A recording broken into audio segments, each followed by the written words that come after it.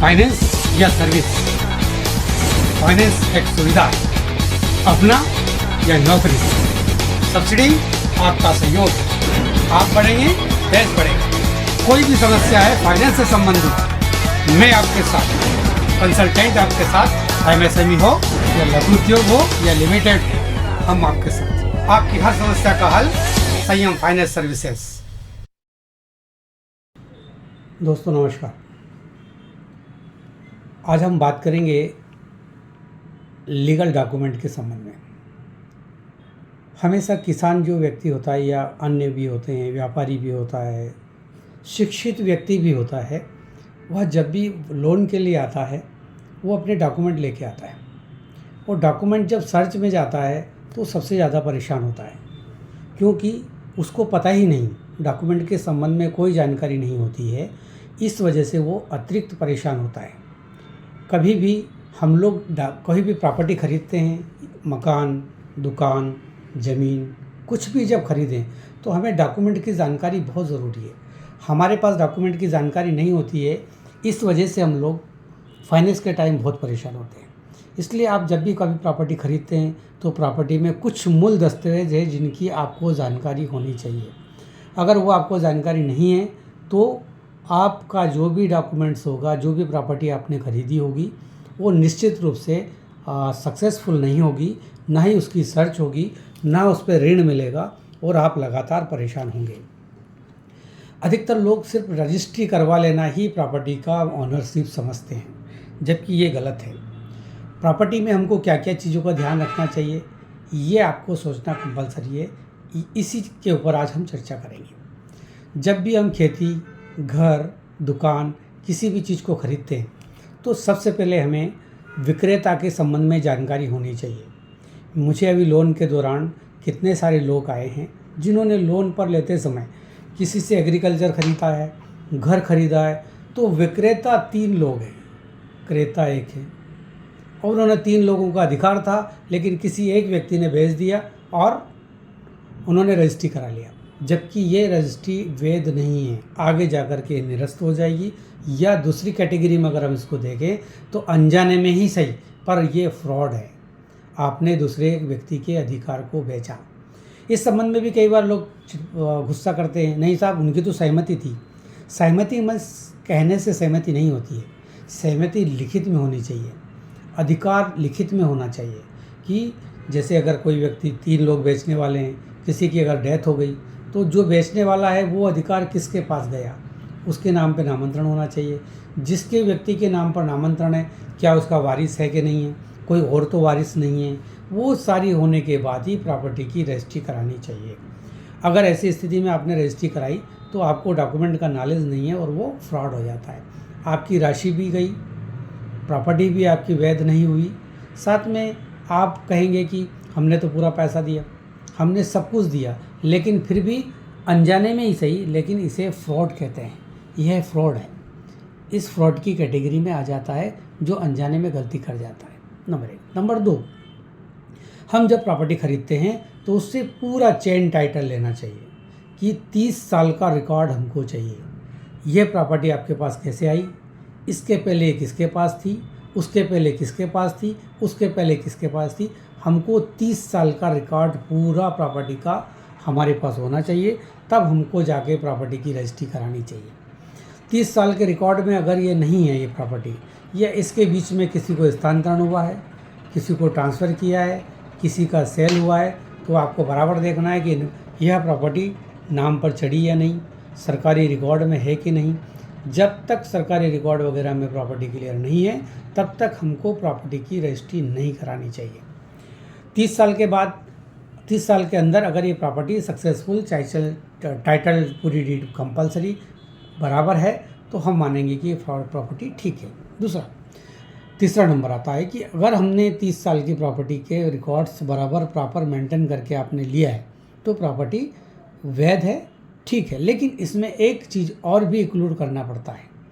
जब भी हम प्रॉपर्टी खरीदें तो 1959 में हमारे यहाँ भारत सरकार ने सारे दस्तावेज दुरुस्त किए थे आज़ादी के बाद। उस दौरान यह प्रॉपर्टी किसके नाम पर थी या सरकारी रिकॉर्ड में है कि नहीं, ये कंपलसरी है।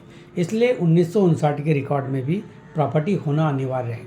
अगर 1959 के रिकॉर्ड में प्रॉपर्टी नहीं है तो निश्चित रूप से सीलिंग बोलते हैं जिसको, शासकीय बोलते हैं जिसको, अनुदान बोलते हैं, इस टाइप की जो प्रॉपर्टी होती है वह प्रॉपर्टी मालिकाना अधिकार नहीं होता है। ऐसी प्रॉपर्टी पर किसी भी प्रकार का लोन नहीं होता है।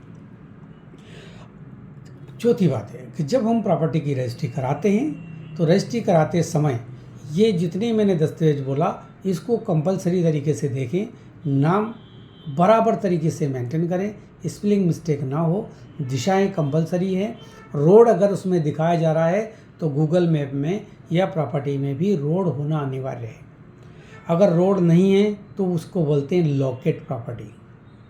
यह प्रॉपर्टी लॉकेट है, चारों तरफ से लॉक है, सरकार इसको लॉकेट प्रॉपर्टी कहते हैं। इस प्रॉपर्टी पर कोई भी संस्थान, वित्तीय संस्थान, नेशनलाइज बैंकें, प्राइवेट, कोई भी व्यक्ति ऐसी प्रॉपर्टी पर लोन नहीं देता है जिस प्रॉपर्टी पर रास्ता ना हो।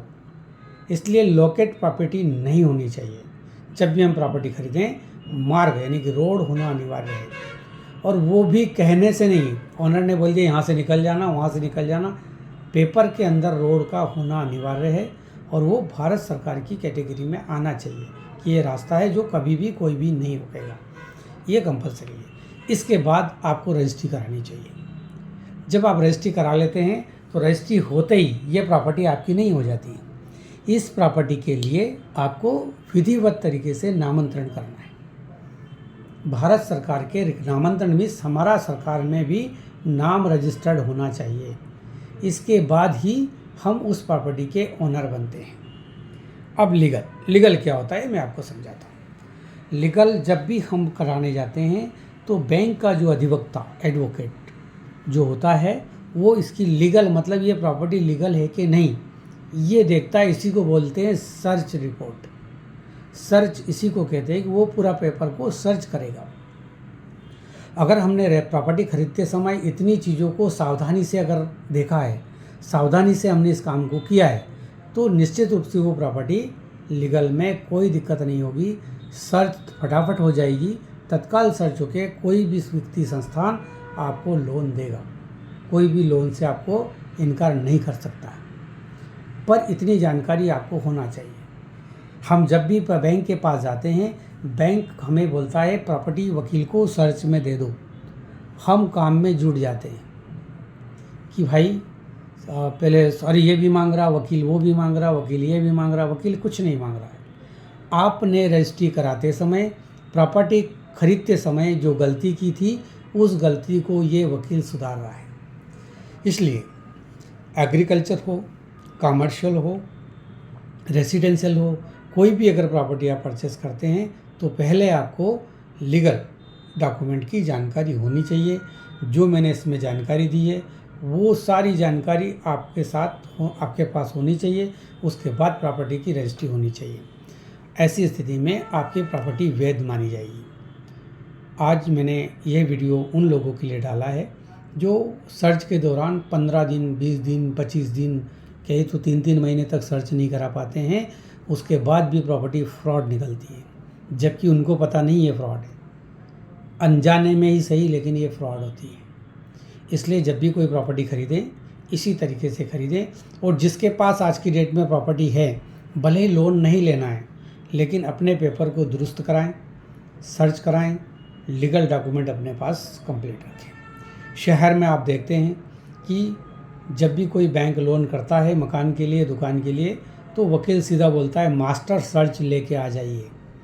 मास्टर सर्च का मतलब होता है जिस व्यक्ति ने यह कंपाउंड डाला है, कॉलोनी डाली है, या कोई मॉल बनाया है, या कोई कमर्शियल स्ट्रक्चर बनाया है, तो उसने सारे पेपर करेक्ट किए होंगे, उसको बोलते हैं मास्टर सर्च। तो जब भी आप कोई प्रॉपर्टी खरीदें मास्टर सर्च अवश्य कराएं। दोस्तों, मेरे वीडियो को आप सुनते हैं, देखते हैं, ये बहुत काम का वीडियो है। पिछले 4-5 साल के अंदर हम लोगों ने इस वीडियो के माध्यम से मिनिमम 5 से 10 लाख लोगों को रोज़गार दिया होगा, इंडिविजुअल।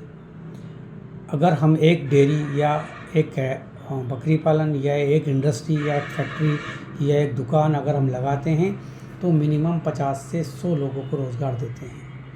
कम से कम 50 अधिकतम 100 लोगों को रोज़गार देते हैं। दिखने में 10 लोग लगते हैं, लेकिन उनके साथ जुड़े हुए लोग, परिवार के लोग मिला के एक आदमी के साथ 10 लोग होते हैं। इतने लोगों को हम रोज़गार देते हैं। इसलिए मेरे इस वीडियो को सब्सक्राइब करें, लोगों में शेयर करें। लोगों तक पहुंचना चाहिए जिन लोगों को इसकी जानकारी नहीं है। आप देख करके अनसुना ना करें। मेरा आपसे निवेदन है, मेरे वीडियो को शेयर करें, लोगों तक पहुंचना चाहिए। मेरा मकसद सब्सक्राइब, मेरा मकसद लाइक नहीं, मेरा मकसद हर व्यक्ति तक यह बात पहुँचे और वो इस व्यक्ति इस बात से फ़ायदा उठाए। फाइनेंस बहुत अच्छी चीज़ है। अगर आपने उपयोग किया तो आपने देखा होगा, हमने 1 साल के अंदर जितनी डेयरी डाली है, मिनिमम 3 लाख अधिकतम 10 लाख रुपए पर मंथ 5 एकड़ वाला व्यक्ति, 3 एकड़ वाला व्यक्ति कमा रहा है, जो कि 100 एकड़ में भी नहीं कमा सकता।